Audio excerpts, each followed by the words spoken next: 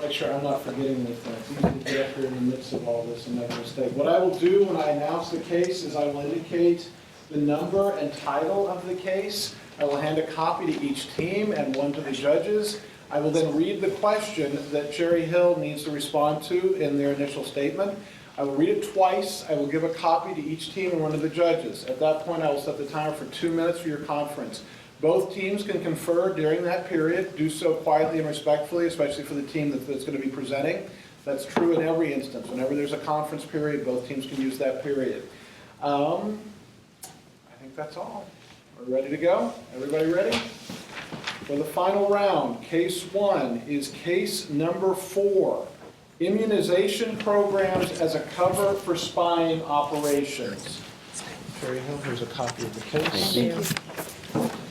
Archmere, here's a copy of the case. Judges, here's a copy of the case. The question: was the operational use of vaccination programs by the CIA to find Osama bin Laden ethical? If so, why? If not, why not? Was the operational use of vaccination programs by the CIA to find Osama bin Laden ethical? If so, why? If not, why not? Thank you. Thank you. Thank you. You may begin. So we'd like to thank Archmere, the judges, and all the teams that decided to stay to listen to us discuss the final case, second final. So the case study talks about how in 2000 there was a goal set by many organizations to eradicate polio around the world. The CIA sent humanitarian workers into Pakistan, where there are at least 198 known cases of polio, to spy on the whereabouts of Osama bin Laden. And as of May of this year, the CIA has announced that they will no longer engage in humanitarian projects and use them as a guise for spying. Now, while they were in Pakistan, at least 60 polio workers, humanitarian volunteers, and security personnel were killed. Now, as with any ethical case that we look at, there are a few key stakeholders to consider. We have the United States government, which needed information on Osama bin Laden, but decided to disguise this behind aid programs for the citizens of Pakistan. We feel this is unethical. We have aid workers who are put at risk by the secret and ulterior motives of the United States of America, because when these motives are found out, the citizens of other countries will have less a degree of trust for United States aid workers. We also have the citizens of other countries who are placing their trust in this aid that's coming from the United States, and will no longer do this if the United States sets a precedent of using aid as a disguise for spying programs. A minor stakeholder would be nonprofit organizations such as the Red Cross, which may also receive backlash that is aimed against the United States for their ulterior motives in aid. Now, Cherry at least holds that no, this operation was not ethical. In coming to this position, we have considered some alternate viewpoints. One of these being that Osama bin Laden has committed terrorist acts in the past and could potentially commit more, at least at the time of this investigation, could have potentially committed more in the future, and this would have harmed many more lives. Others might also argue that that mixing of immunization programs with spying incentivizes government to pay more attention to humanitarian programs if they can spy at the same time. However, I'd like to reiterate that this does not reflect our position. It is merely other courses of view that we decided to consider. As my teammates have mentioned, we do not believe the actions of the CIA were ethical. I'd like to point out that we are not defining the ethicality or inethicality of spying, but rather the use of humanitarian aid as a cover for spying. We have based our position off the ethical principles of trustworthiness, paternalism, and social benefit. Trustworthiness states that we all have levels of trust between one another. Two countries have mutual trust through which they engage in diplomacy. When that trust is broken, diplomacy is no longer possible. The CIA's actions have compromised the diplomacy between two nations that were already on rocky ground to begin with. Paternalism states that we must help people who cannot help themselves. People in Pakistan do not have access to polio vaccines and thus have widespread polio, which did not exist in the US. By including a CIA action in their vaccine missions, they've undermined the humanitarian mission and put all those people at risk. Thirdly, social benefit. Diplomacy is the key to peace among nations, and moreover, society benefits by having people healthy and safe within their lives, and by putting the aid workers at risk of violence, Pakistan's citizens at risk of polio, and two nations at risk of war. the CIA has destroyed the social benefit that would have come from the humanitarian aid. So to look at this case, we have to really look at why we have aid. And aid is meant to help. It's supposed to be something that we do out of the kindness of our heart to help those less fortunate, and that in and of itself is very ethical. However, we have to look at the far-reaching implications of associating aid with spying. Whenever you're mixing something that's by nature good with something that is very controversial, you're going to affect many people. And we see this, we see that when we mix humanitarian aid with spying, the implications include national relations. And not only that, but countries' willingness to receive aid in the future. Once a country basically has been lied to by a government, this will impact how they treat this country and any other countries in the future. And this is going to end up harming the country's people who really need this aid, and they won't be receiving it anymore. Furthermore, we have to look at the organization's willingness to provide this aid and aid workers' safety in general. We see in this case specifically, there are many deaths of aid workers. So if this sets a precedent where people will become afraid to aid, and that's not what we want at all. We definitely want to continue this process of helping each other, helping those who are less fortunate, because we see this as a wonderful thing. However, we recommend that aid be kept apart from spying. So if a country, we do recognize a country has many national security needs, and the country should deal with that with the resources it already has, using the organizations that the country has in terms of military, etc.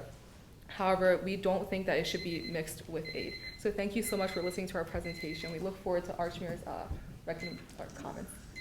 Archmere, do you have more for your comments? So, I have a couple. so the main point is we pretty much agree with what they said. Yeah. However, the thing is we can say how we got there. Like one thing that they didn't talk about was the national security, not having aid programs that risk to national security Who's because national security? our To national whose? security. Okay. Because diseases could spread if the other countries, it's in the world's best interest for as many people to be vaccinated as possible. If we breed a culture of distrust. Plus, a lot of their points were about helping people and, like making sure people are getting their training. This immunization thing is like doing that. It was protecting people. It was protecting more people than it's putting at risk. I don't know if we should. I say, how do we take into account the trust broken by the sex of the Pakistanis against the Americans? Once the elementary broke, we had, there were events that broke the trust. Do we take the ultimate blame as the United States, or do we place blame on some of those sects for starting the conflict? And then also, do we recommend we take the high road and do we just stop doing spying, or do you recommend an alternate method? And because Archmere, then you have 3 minutes. At the 1 minute point, I will give you a further notice. You can start your response now. All right, we want to start off by saying thank you. You guys had a lot of great points, and we pretty much came to the same conclusion, though we had a few different things we looked at as well. And one thing you talked about that we completely agreed with, how if we associate aid with spying, it's going to breed kind of like a culture of mistrust, and there's not going to be any real area there's going to be no reason for foreign countries to want our aid. And that not only poses a national risk to them, it poses a national security risk to us, because it's in a world's best interest for everyone to be vaccinated, to be healthy, because if other people are not vaccinated against these illnesses and they come to America or they spread the diseases, it could start an illness like an epidemic or a pandemic, which could cross the country and the world. So that's kind of scary for everyone, not just that country. also, what we're basically looking at, the crux of this issue is the nature of humanitarianism being subverted for the good, or the considered good of the U.S. government. They're basically saying that the means will justify the end. And so basically something we wanted to kind of play the devil's advocate in a way and ask, how do we take into account the trust broken by the sects of Pakistanis against the U.S.? Also, we don't want to generalize and say that the acts of extremists or acts of one sect of people would be the nature of the acts of everyone else. But how do we take the ultimate blame for this whole situation, or can we place some of the blame on them? And also, what is our recommendation? Do we recommend taking the high road? And in that case, what necessarily is the high road? Does that mean not spying at all? So if not, I agree that we should separate spying and humanitarianism, but what are some ways that you guys believe we could get the same accurate amount, or the accurate information by going about different means? So essentially, we agree with what you had, but we had additional comments we just wanted to hear you guys' analysis of. I think we best start. Thank you. So first, we'd like to thank the judges, the moderator, everyone here, Archmere for agreeing with our position and also offering some insight and other considerations. First, to answer your question of basically to what extent should spying be allowed, we would like to clarify and to stress that spying should be left to professionals. It should be left to the military. It shouldn't be in the hands of aid workers or using them as a cover to allow professionals to do this. And also, we like to analyze the purpose of spying. Spying is done by a country to gain intelligence, and by using this intelligence, minimize the risk and the lives lost during an operation. Now, in this case, by mixing the humanitarian aid and the spying, they're instead increasing the risk of lives lost. So as long as spying is used to minimize the risk of lives being lost in an operation, it is okay. For example, having a spying campaign versus a land invasion will minimize the lives lost. You also asked us to talk about extremism in Pakistan. For example, Pakistani people did attack and kill U.S. aid workers and security guards. We do not believe that those actions are ethical.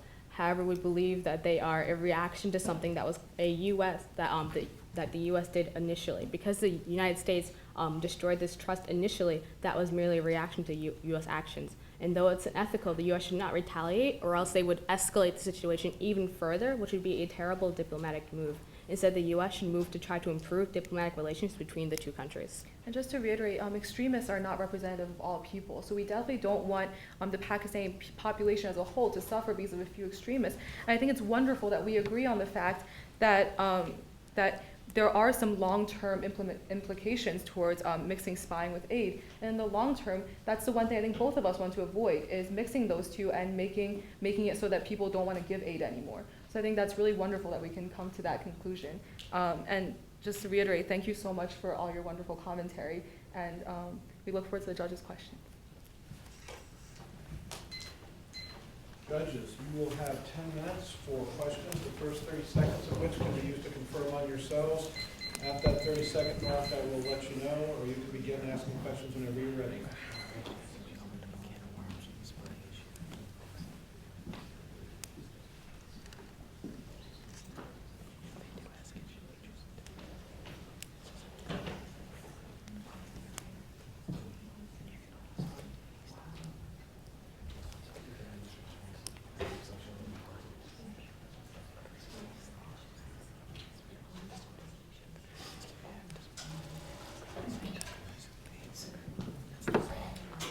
Judges, if we could begin the questions.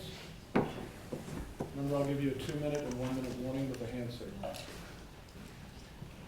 Quick question. I'm just outraged by, we almost eradicated polio. We had it within our sights and poof, gone. All of a sudden, it's a problem again. What's your reaction to that? The worst part is that it even got worse because all aid workers were pulled out of the region, not just like U.S. aid workers. So the polio vaccine was worsened by U.S. actions when it was almost eradicated. Like, it didn't even just go back to the status quo. And then we also have to consider, the history of Osama bin Laden versus the history of polio. Which is worse? You can have an argument saying that polio has been around for millennia versus Osama bin Laden just cropped up about 50 to 60 years ago. I think you can safely say polio has killed more people than Osama bin Laden has. Definitely injured or paralyzed or killed more people. This is like a perfect example of governments not utilizing an opportunity that they have to work together to accomplish a goal, and rather just focusing on the things that bring people apart and separate them, and choosing to focus on that instead of unifying and perhaps eliminating a very deadly disease, which is quite a shame. So actually, that leads quite nicely into the question I had, which is about the extent to which this argument is an argument about weighing different considerations, or the extent to which it's just a line that should never be crossed. So the last reason you gave for thinking this was not a justified thing to do was the loss is so great compared to the gain. I'm wondering whether you thought there might be a situation in which the relative weight was reversed potentially that could justify using humanitarian workers if the stakes were sort of sufficient, or to what extent you believe just in principle humanitarian work must never be compromised by this kind of espionage. I think that in order to analyze, this is something that came up in our conversations. Well, what if there was a situation where the spying was so necessary and that aid was the only way to do it? But I think this is a matter of weighing short-term benefits versus long-term goals that we have as a society. And that goes to show that in the short term, sure, maybe using aid to cover up spying, that's efficient for our spying methods. But in the long term, I think we can all agree that there are many implications of associating these two, and that we don't want to live in a world where we're not helping each other, where we're discouraged from providing aid to each other, because that doesn't make anybody happy ultimately, and in the long run, that won't benefit any of us. Another point we were discussing as a team was the risk of destroying the diplomatic relations between two nations puts two entire populations at risk and all surrounding nations at risk. And that risk is so high, there does not really exist a benefit that could outweigh it. Because, I mean, a war between the U.S. and Pakistan, I mean, we've already been in the Middle East several times, and Obama sending even more people to the Middle East. And it would honestly be beneficial if we could rectify what we have done to that region rather than just worsening the tensions. I mean, in this case, the U.S. is using the Pakistani people and their plight as a tool, basically to further its own agenda, and that's completely unethical. I mean, after we defeat the extremists or Osama bin Laden, polio is still going to be around threatening lives. And I think that's the big goal or the big point that a lot of the United States missed here. You know, if you can defeat the enemy, but the polio is still around and it's still threatening people. I want to push a little bit more on the same point. You guys were toddlers at 9/11? Yeah, just about. Bin Laden was feared to be someone who could wreak havoc on the globe, right? He was the mastermind and funder of potential dirty bombs carrying nuclear materials, chemical weapons of various kinds, if spread throughout the globe, could cause millions and millions and millions of deaths. If we could figure out where he was, using humanitarian aid workers in this one instance, why isn't that justifiable? Well, what we have to look at is, first of all, if he is such a threat, then we should be utilizing all of our military efforts to go and find him versus just simple spying. Spying, as we previously said, was generally used to avoid actual military conflict. So we believe that in this case, if he were such a major threat to us, we should use everything in our power to get him and him alone. And we obviously, well, unfortunately, throughout history, we have already had many wars.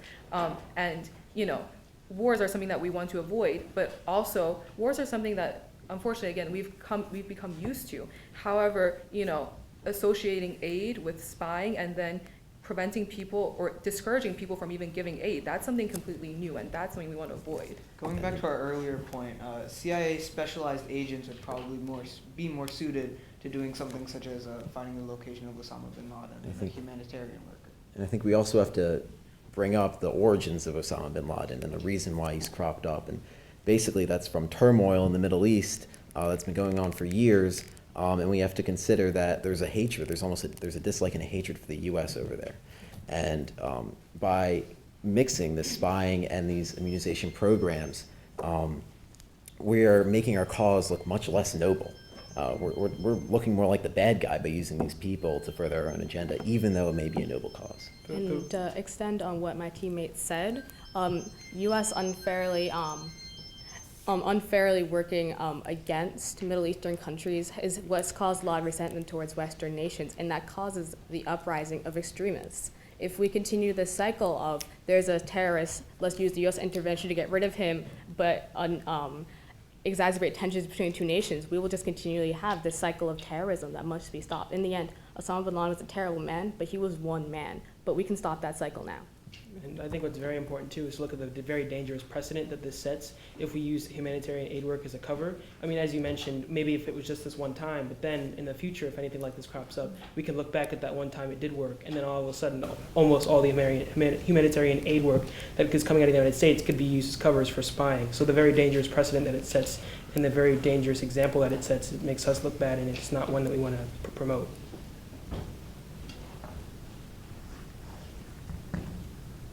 I had a couple of questions, but I'll just pick one. So a lot of these have been about the relative benefits and costs, but there was an argument that part of the problem here is using people, the way the humanitarian workers are being used. The case doesn't give enough detail to have a full sense of quite how that happened, but Clearly it did, and that is something people find to be intuitively wrong. But there's a lot of using people in spy work in general, so I'm wondering how broad this concern will spread. Certainly it'll apply in this case, but surely it's not just humanitarian workers who are in some ways manipulated or used as an instrument of someone else's goals in the case of the work of the CIA. I think that we want to avoid using civilians to do the job of military personnel or specialized, federal agents. And I think that's the main issue here. No matter whether it's an aid worker or a teacher or a doctor, whatever it may be, we want to avoid, putting these innocent and unknowing people's lives at risk when there are professionals out there who are trained to do this. It's also to play with like the expectations of what spying versus humanitarian aid would have. For example, people would expect spies in the CIA. It's expected that they gain their information through means that minimize risk, but at the same time, they may have to manipulate people to do that. But humanitarian aid workers, you look at them and you say, oh, they're here to help. They're not here to manipulate me. They're not here to use me. And all of a sudden, now that they're using me, I don't really trust them and I don't want them around. So the humanitarian workers should enjoy a special protection beyond that afforded to civilians in general.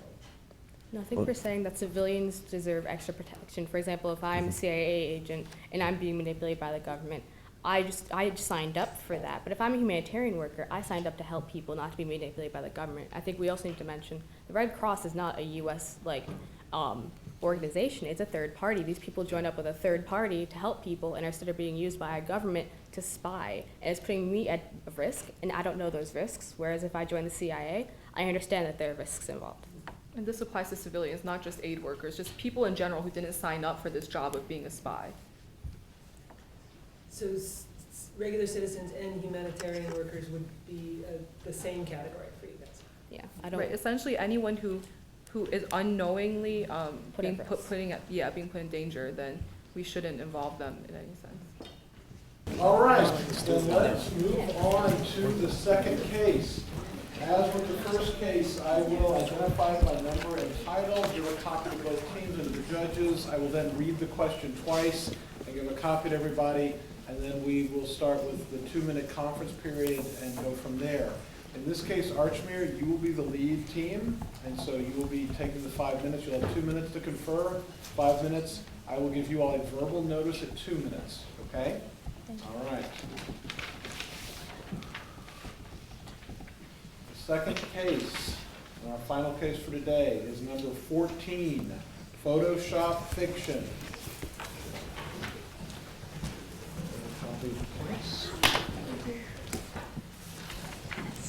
Thank you. Here's the question. Is deception in advertising, photographic or otherwise, ever an ethical business practice? If so, why? If not, why not? Is deception in advertising, photographic or otherwise, ever an ethical business practice? If so, why? If not, why not? Thank you. Thank you. Setting the timer for 2 minutes.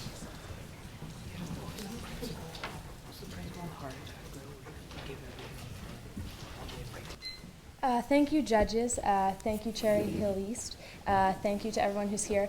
It's going to be difficult for us to follow up such an exciting discussion, but we're going to embark in our own dialogue here. So to talk, we're not discussing the legality of Photoshop. That's something we obviously know it's legal, but we're discussing whether or not it's a moral, ethical practice. So first, I'd like to talk about the capabilities of Photoshop. As a 17-year-old girl, I'm very aware of the technology we have in this age, and in fact, I have actually witnessed a human girl being turned into a piece of pizza on Photoshop. So I know that there are a lot of capabilities that are possible there. So what we want to talk about are the perspectives of the consumer, the producer, and the model. So technically, if we speak about an ethical business, we speak about almost a mutual relationship being respected by both the consumer and the producer.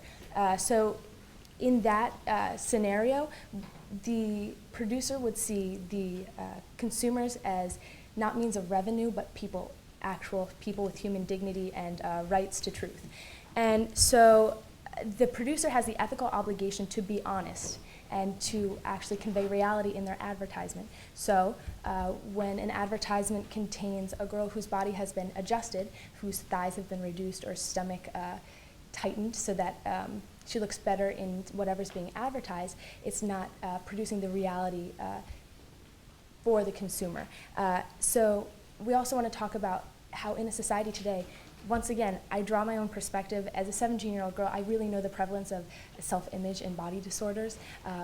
It's a sad day when I have to come to realize that several of my friends, at least several that I know of, don't think of themselves as good enough because of this unrealistic precedent that has been set. And it's not unrealistic as in taking the top echelon of our societal beauty. It's unrealistic because it's not physically possible. So then we want to talk about the consumer. What part can the consumer take in reducing this? I think this is a consumer-driven society. I think it is the part of the producer to maintain an ethical practice in reality, but it's also the part of the consumer to support the realistic expectations. I know that there have been companies, Dove, Aerie, who are on campaigns that discuss the real beauty of women. And I know as a shopper, as a citizen, I respect those companies more because I feel like they're being more upfront with me. So it's also a good business practice.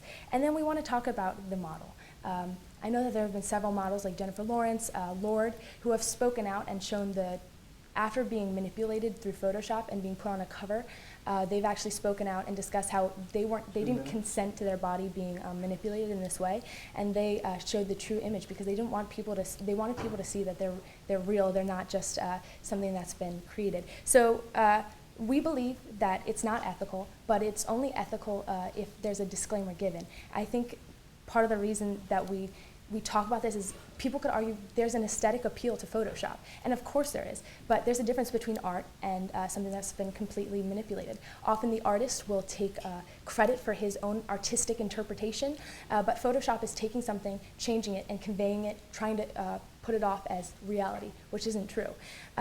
Also, we talk about makeup. Girls wear makeup all the time. It's normal, but makeup is adding on to something that is already there. You can't reduce the size of your thighs with makeup. I've tried. It doesn't work. So it's essentially adding on or kind of trying to edit as opposed to completely changing the product into something altogether. So as we said, an artist will sign his name on a piece of art. It's his interpretation.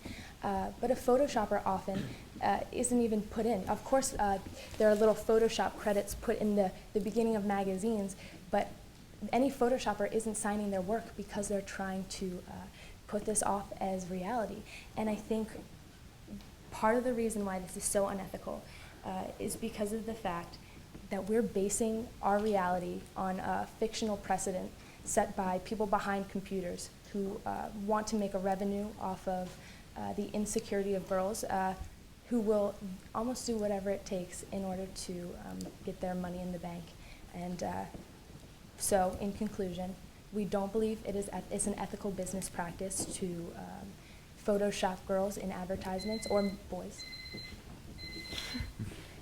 First of all, thank you so much for that insightful conversation. And we actually came to a very, very similar position as you guys did. And I think it's amazing how you opened up with the fact that Photoshop isn't legal. So that's part of our first recommendation, which although laws and ethics don't always coincide, we believe that this is one of those cases where the ethics and our moral positions should push us to maybe set some legal representation for this specific issue. So two of the main issues that we saw were, again, the models. There should definitely be some legal representation for anyone who is being photoshopped without consent, and we believe that should be adopted into our law and should be something that we really enforce, the government enforces. And furthermore, the government should also, we believe, play a role in when companies are photoshopping to a point where they're completely misrepresenting everything. Like you said, they could turn a girl into a pizza. So I mean, we have to draw the line at some point, and we recommend that laws be set for this. So you focused a lot of your presentation on photoshopping women in the media. To repeat the question, is deception in advertising, photographic or otherwise, ever an ethical business practice? So I wanted to give you like the opportunity in your response to explain how you could expand your position to non-photographic deception, such as verbal deception. Also, photographic, it doesn't just isn't just about people. The media also photoshops pictures of food. It can Photoshop other products to make them look nicer. They also change lighting and images to make whatever they're advertising look better. So my next point is on to the purpose of advertising. Advertising is supposed to manipulate people into buying a certain product, and as a result, an integral part of advertising is exaggeration. And to a point, exaggeration is allowed. But to what degree is this exaggeration permissible, and when does exaggeration become deception? So to summarize that, could you expand on verbal deception, non-person photoshopping, exaggeration, and also I'd like to point out that men also suffer from unrealistic beauty standards as well. Yes, yes, we do. All right, so I'd like to ask, how does this case change if Photoshop is used to advertise myself? Like if I went onto Facebook or Instagram or something and put some filters, made myself look amazing, said, hey, here's my number or anything, does that change the case in any way? Is that ethical? Does that change the case? How would you respond to that? And I'd also like to say I've seen a forest photoshopped into a boy sitting on a couch with a panda bear. So that was interesting too. I like you bringing up the pizza thing. So thanks for your insightful position, and we hope to hear your response. Thanks. You can begin. Thank you. You gave us a lot to think about. And just so you know, you wouldn't have to edit much. You look great. To start, we just wanted to start by addressing the point of verbal deception. And I think that it's not as related to the Photoshop issue, but it's also a great question because of the fact that we can take it as a next step. To what point can we allow for verbal exaggeration? And in the case of advertisement, it's often hyperbole. The softest paper towels in the world, or the most flattering jeans. Actually, I've never seen that, but it could be. And so what we say with that is this verbal deception isn't necessarily deception unless it's making factual claims that can't be backed up. If it says the United States #1, whatever it is, and it isn't, then that's, once again, not upholding the integrity of the business, and it should be reflected in the product.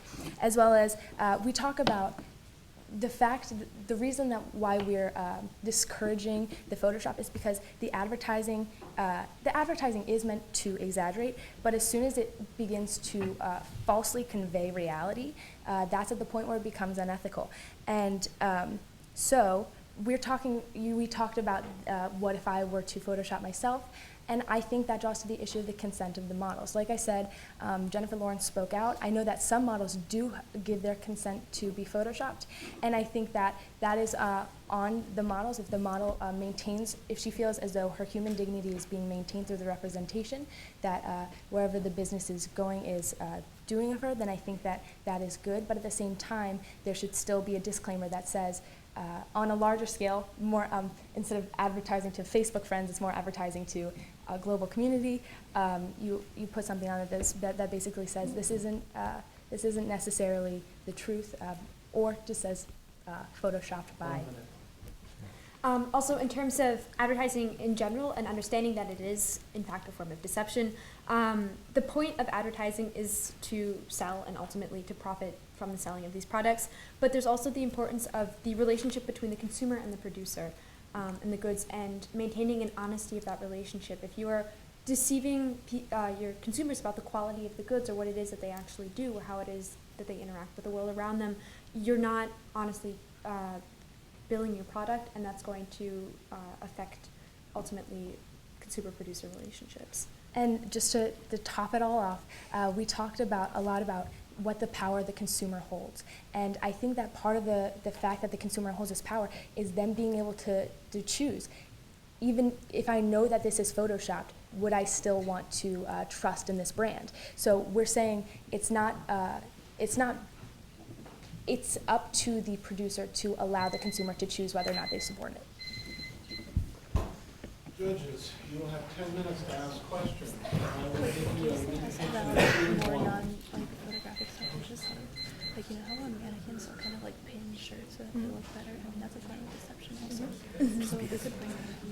is true, but we do You trust. can amplify things, but you can't distort things. Yeah, that's makeup. Amplifying versus distorting. I'll say like generally the goal of the company is like convincing. So they mislead, they're just trying to convince. Like that's how they get Convinced that something you should buy as opposed to, as I'm going to to sell you just something. completely Either way, you went down with a good fight. Judges, if you could direct your questions to Archmere. Thank you, wonderful stuff. I like it. My question is, since your prompt was asking about business practice, and one stakeholder you didn't raise was shareholders. Mm-hmm. So let's just hypothetically imagine Kate Winslet as being a celebrity who, as a commodity in this culture, has shareholders. And if she gives consent to being airbrushed, and and we can prove that that actually helps her shareholders, it's deceptive, would that be acceptable? In this instance, kind of a question we might want to pose is, in this instance, is it being told that she's being airbrushed, or is it simply so that the shareholders are pleased with her image? I'm just a little confused on the question, sorry. She gives permission to being airbrushed Mhm. so that she makes more money for her shareholders. Okay, well that's interesting. I think that it's good that you called to mind kind of furthering the relationship with the model. And yeah, definitely, often we think of them, I know I usually do, as the victim often because they're being manipulated, what they have isn't good enough. But at the same time, I think that this still calls to the issue, what's more important, revenue or personal integrity? I would say personal integrity because Kate Winslet is essentially choosing to alter her body and kind of skew her own human, her own self-image as well as the image of other people around her. And to her it may seem like a good decision, but at the same time, when we see celebrities doing things like that, who are saying, yes, my body isn't good enough, then that just goes to show part of the issue we're debating in the first place, which is why should she have to alter her body to be supported by her shareholders? Again, this affects the relationship of honesty within society as a whole, and having celebrities, I guess, endorse this behavior and this photoshopping or whatever, you are furthering the acceptability of this form of deception within different facets of society. Thank you.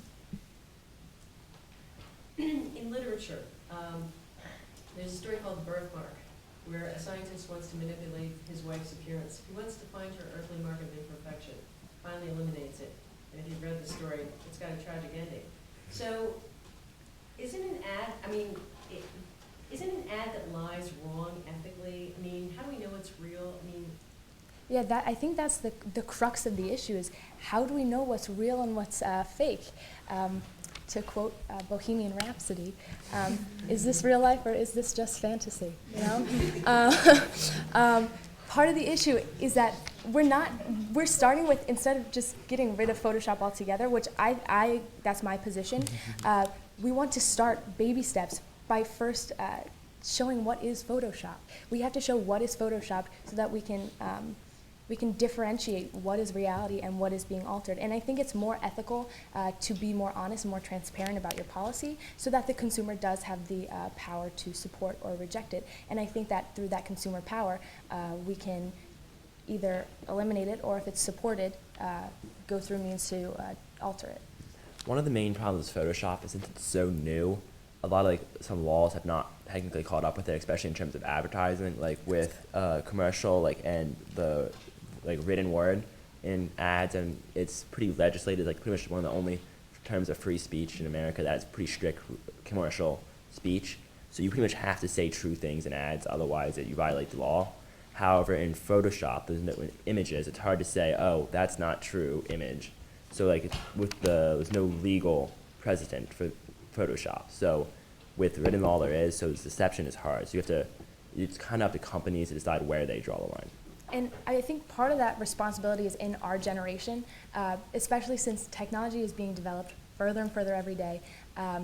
we have almost limitless possibilities, but it's up to our generation to decide what we need to limit in order to further ourselves both ethically and just, well, economically and ethically.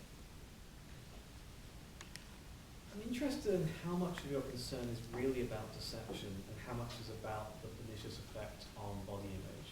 Because it seems to me one might be worried about the body image issue, even if I'm also concerned about deception as such.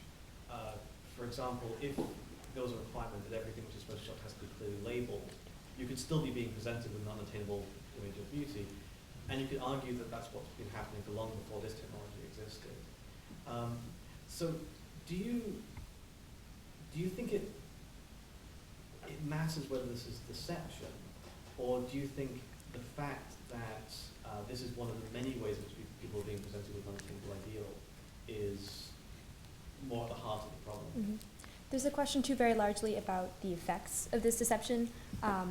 The deception on like photoshopping food, say, may not be as severe to a person as, say, expectations that result from photoshopping a human being.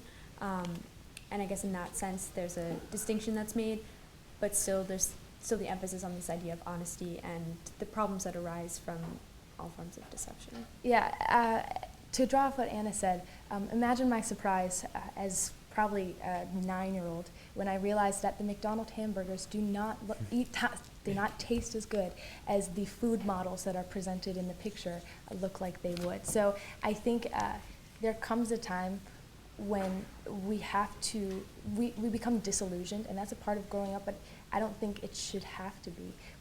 When we realize that our reality is nothing close to what it's portrayed to be, I think that's a problem. That's dishonesty pervading our society, and it's something that we should work to eliminate.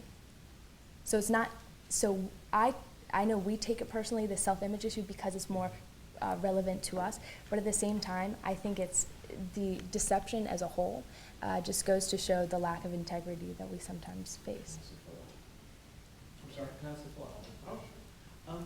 Can I ask, as a follow-up to that, what you think about cosmetic surgery? Well, once again, cosmetic surgery is in the hands of the consumer. So I think that it's a more active involvement in the changing. And so I talked about makeup, which is really low scale in comparison, but at the same time, it's altering something that you already have. And I think if you're willing to take control, take responsibility about what you're doing to your body, I think that's okay. At the same time, I don't choose it for myself. I don't necessarily advocate it. But at the same time, if you're choosing to alter your own reality, I see it as almost different, because you're not, hopefully, not doing that as a way to sell yourself, as a way to manipulate reality. At that point, you're making an informed decision that this is what you want to do, as opposed to being the victim of the deception of others. The reason I asked that was because some people who do have concerns about such surgery say, well, it might be true that you fully understanding what you're doing, consent to it, but you might still be taken to be contributing to an unrealistic standard that affects other people.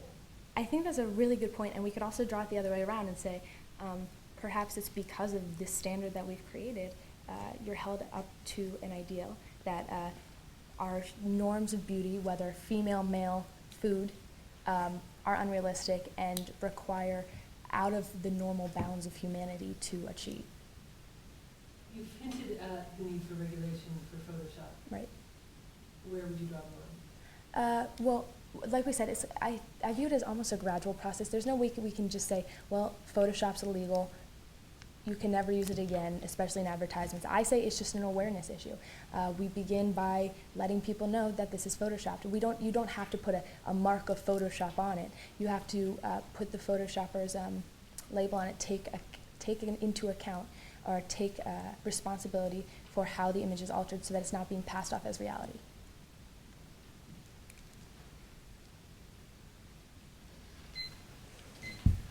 All right. Judges.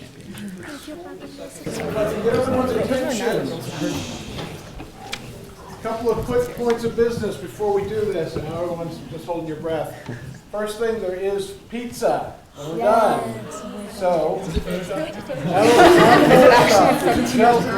started out as a girl. As far as I know, it's not human. There's pizza out here, so please feel free to partake of all that when we're done. The teams up here, again, congratulations on all the hard work you've done. Fantastic final round. Round of applause.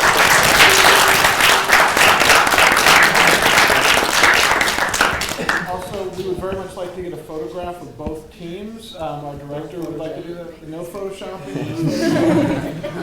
Maybe. We'll see. You can make me look better. Yeah, well, I'm not sure we can do that. We're not very good at it. But yeah, so please, if you all will stick around, once we're done, we're going to award the presentation of the trophies, and Dr. Gurley may have a couple of final words, okay? So that'll be the last point of business. Whew. All right. Let's get some scores. I'm going to call Judge 1 on the left, and I'm just going to move left to right, okay? So, Judge 1, can you give me a score for Team A, Cherry Hill East 1? I hate to do this because I don't think I like the judging part. I think you both did wonderful jobs. And you're going to go out and make a difference in the world, and that's what matters. Cherry Hill, 56. 56. Tell you what, let's keep this interesting. Let's get a score for Cherry Hill East from our second judge. We can't win that. 51. Very good scores. Team B, Archmere 1, Judge 1, can you give us a score? 51. Judge 2, can you give us 60. I don't like this game. We need a 56. We need 56 or better. Judge 3, can you give us a score for Archmere, Team B? 50. We have a winner. So I'd like to make a presentation here. We have these two trophies, which say, I'm going to give the runner-up, Philadelphia Area High School Ethics Bowl. Although we have a new name, that didn't get communicated before. November 22nd. Here you go. Congratulations.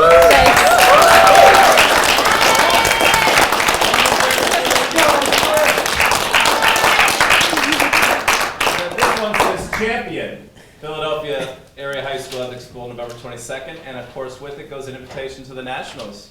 Good luck and congratulations.